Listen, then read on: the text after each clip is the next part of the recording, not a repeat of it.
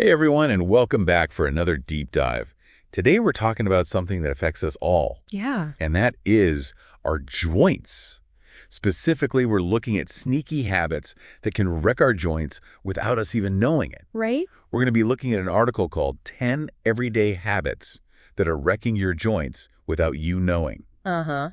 So get ready for some aha moments and hopefully some tips and tricks on how to protect our joints for the long haul. It's amazing how many things we do every day that can impact our joints Right. without us even realizing it. Yeah, you don't even think about it until you start having the problems. Right. So let's jump right into it. First up, let's talk about tech neck. Oh, yeah.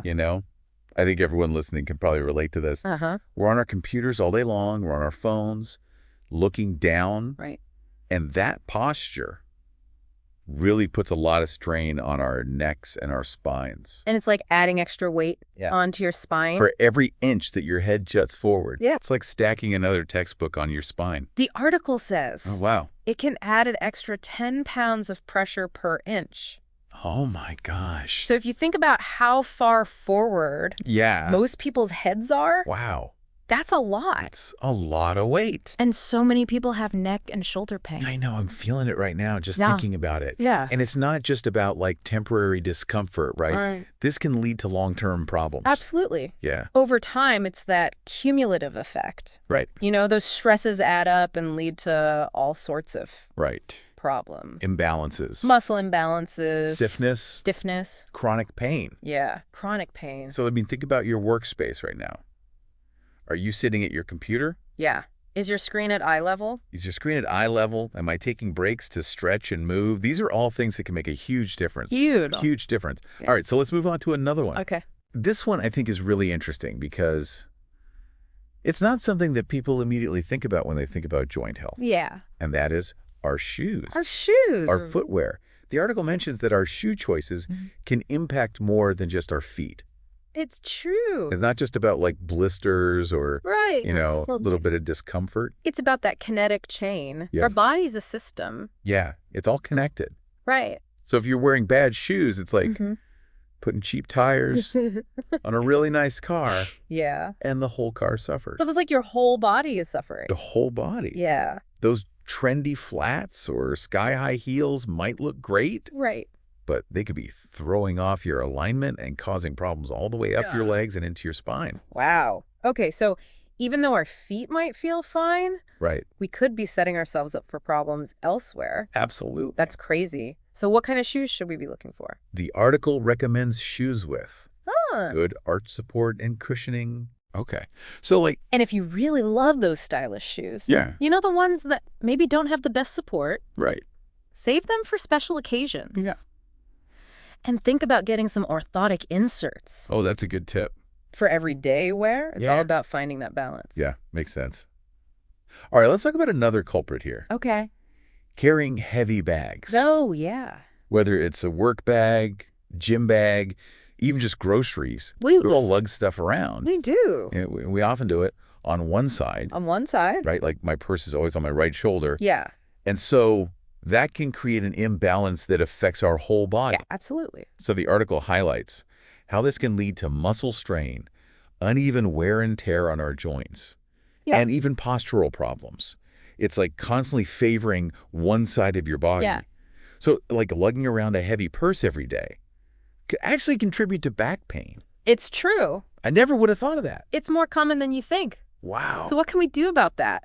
Yeah, what can we do? Well, the article suggests some simple solutions. Sure. First, opt for backpacks Right. whenever possible. All right. If you have to carry a shoulder bag, try alternating sides regularly. Oh, that's a good tip. I like that. I'm going to start doing that. And of course, strengthening our core and back muscles can really help too. Yeah, that makes sense. A strong core is essential for supporting your spine and preventing those imbalances. Okay, so next up is something that I know we're all probably guilty of, and that is skipping our warm-up. Oh, yeah. I've definitely jumped right into a workout without properly preparing my body. Right. And so We get busy. we get busy. But think about it this way. You wouldn't start your car on a freezing cold day Oh, yeah. without letting it warm up first. Yeah, that's true. So we need to treat our joints with that same kind of care. Yeah, that's a great analogy. Yeah. So what does a good joint warm-up look like? The article recommends spending at least 5 to 10 minutes doing dynamic stretches and joint mobility exercises before each workout. Right. These help increase blood flow, lubricate the joints, get them ready for activity. And I've personally found that adding collagen to my morning smoothie has helped a lot with joint flexibility. Collagen can be very beneficial. It's a protein that's a major building block of our connective tissues, including cartilage. And as we age, our collagen production naturally declines, which can make us more susceptible to joint issues. Okay, so speaking of things that we might be consuming that can affect our joints, let's talk about coffee. Coffee. Oh, yeah, the morning ritual? The morning ritual. You know what? Coffee itself isn't necessarily bad for our joints. It can be dehydrating. It can be. And dehydration can lead to problems. Trouble for our joints. Yeah. So how does dehydration affect our joints? Well, our joints need lubrication to move smoothly. Right. And that lubrication comes from a fluid called synovial fluid. And when we're dehydrated, our bodies prioritize essential functions, and joint lubrication can take a hit. Oh, wow. So it's kind of like your body's saying, well, we need this for survival. We don't need this right now. Exactly. Okay. And that can lead to stiffness, discomfort, increased wear and tear on the joints. So we need to make sure that we're balancing our coffee intake with enough water. It's all about balance. Right. But I've also heard that coffee can have anti-inflammatory benefits. That's true. So how do we weigh that against the dehydration? Well, a good rule of thumb is to match each cup of coffee with a glass of water. All right. I like that. I can do that. All right. So let's tackle another modern day challenge here. And that is sitting for long periods. So many of us have jobs that require us to be desk-bound for hours. For hours. And so it's not just about feeling stiff, right? Right. There are actual consequences to that. Yeah, when we sit for prolonged periods, our hip flexors tighten, our glutes weaken, and our joints become less mobile. It's like we're molding to the shape of our chairs. Yeah, it's so true. So what can we do to combat this? I know a lot of people are talking about standing desks these days. Yeah, standing desks can be great if they work for you.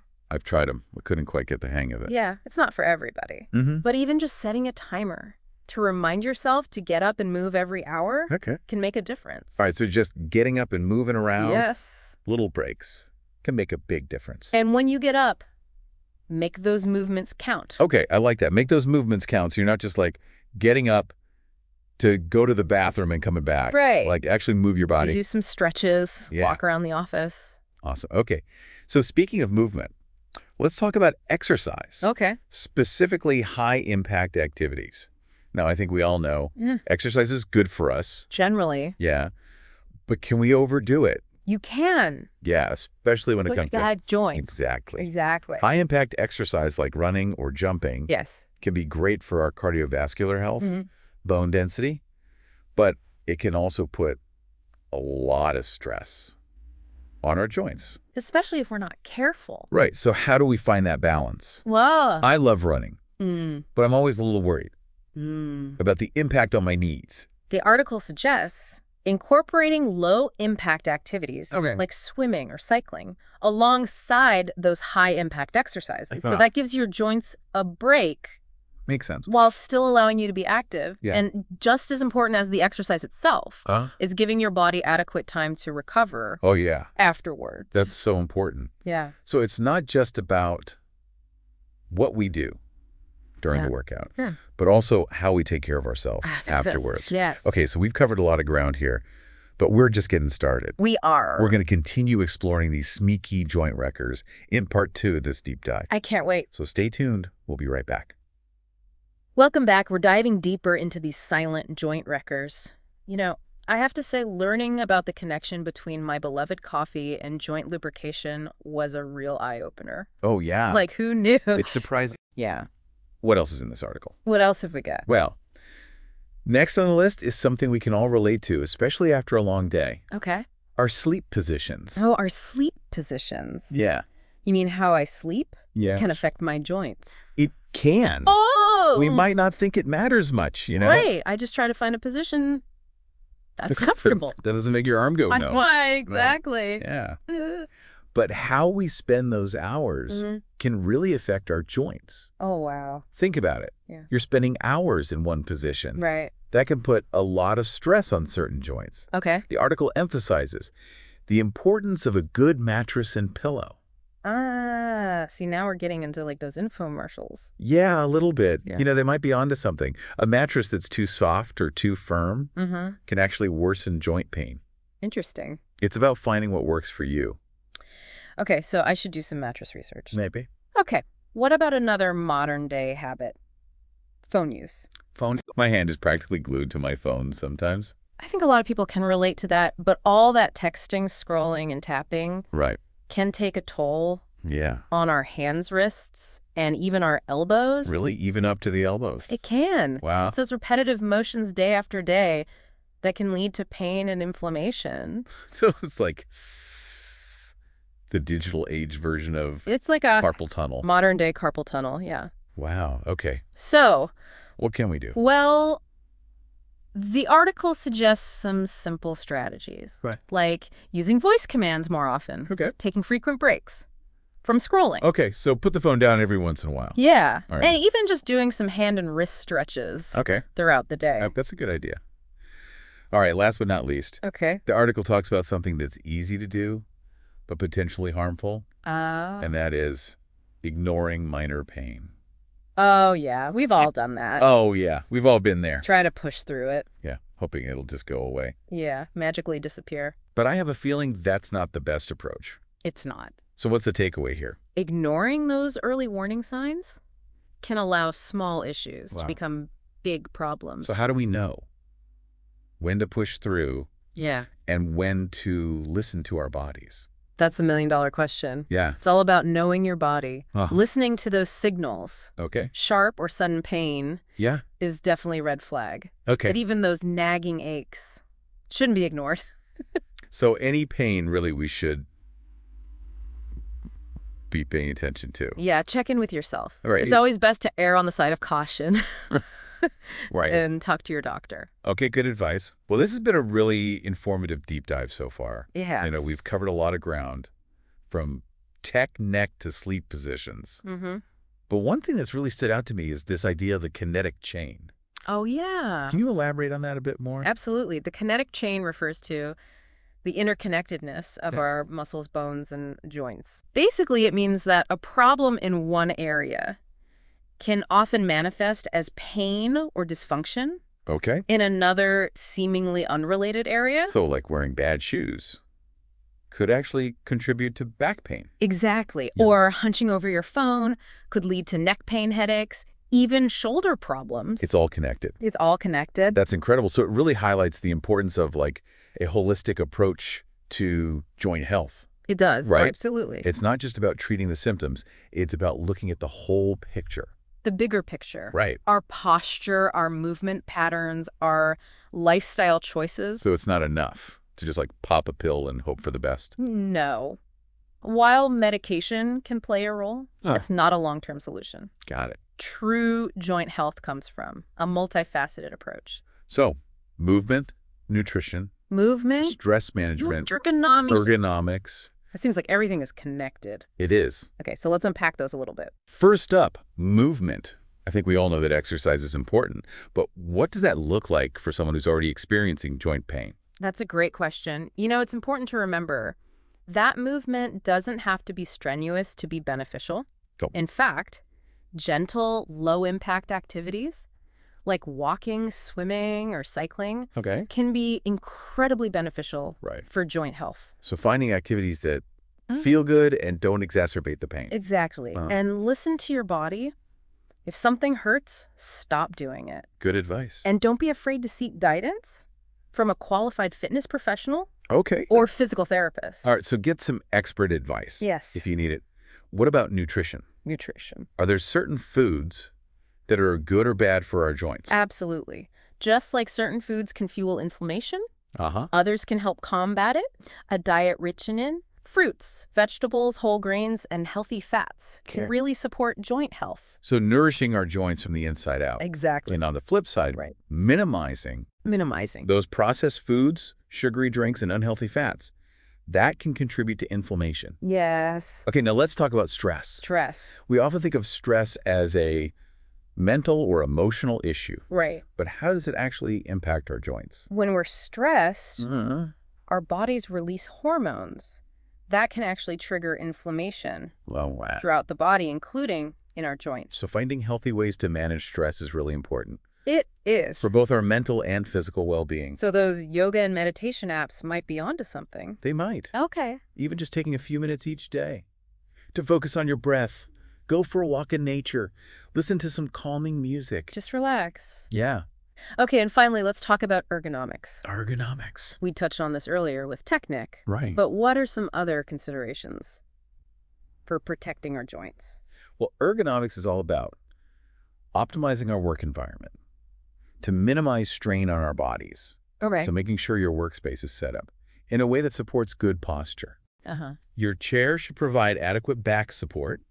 Your feet should be flat on the floor. Your computer screen should be at eye level. Okay. If you're on the phone a lot, consider using a headset. Oh, that's a good tip. To avoid neck strain. And remember those regular breaks for stretching and moving around. Okay, it's amazing how these small adjustments can make such a big difference. They really can. This has been great. We've covered a lot of ground here. We have. I'm sure our listeners are eager to learn more. So let's continue our exploration of these silent joint wreckers in part 3 of this deep dive. All right, welcome back to the final part of our deep dive into those silent joint wreckers. I feel like I've already learned so much. We've covered a lot. What else should our listeners know about keeping their joints healthy? Well, we've talked about a lot of the external factors, but there's another piece to the puzzle we need to consider, and that's genetics. Genetics. Yeah. We inherit certain predispositions from our family. Right. And that includes joint health. So if my parents have arthritis, am I just doomed? Not necessarily. While genetics can increase your risk, it's not a guarantee. Okay. Think of it this way. You might inherit a car with a slight engine problem. Okay. But how you drive and maintain that car will ultimately determine its lifespan. I like that analogy. So even if we have like a genetic predisposition, our lifestyle choices still play a huge role. Absolutely. Research suggests that lifestyle factors often have a greater impact on joint health than genetics alone. That's reassuring to hear. So don't despair if you have a family history of joint issues. There's still so much you could do to protect yourself. You have a lot of control. I like that. Yeah. This whole conversation has really highlighted the importance of being proactive. Yes. Prevention is key. When it comes to joint health, pay attention to your body. Notice those aches and stiffness. Make adjustments. Early and often. But what about when we're already experiencing pain? I know for me, my first instinct is to avoid any activity. That might make it worse. That's a common reaction. Yeah. Is that the right approach, though? But, complete inactivity can actually be counterproductive. Really? Think of it like a rusty hinge. Okay. The less you move it, the stiffer it gets. Oh, so it's about finding that balance. Exactly. Between rest and movement. So rest is important, but so is movement. Rest is important for allowing tissues to heal, but gentle movement can help reduce stiffness, increase blood flow to the joints, and strengthen the muscles. Okay, so what kind of movement are we talking about? Gentle, low-impact activities. Walking, swimming, tai chi. Things that feel good. Listen to your body. Right. If something hurts, stop. And all those ergonomic tips we talked about still apply here. Absolutely, whether you're sitting at a desk, working in the garden, or just relaxing on the couch. Be mindful of your posture. Now let's be real for a second.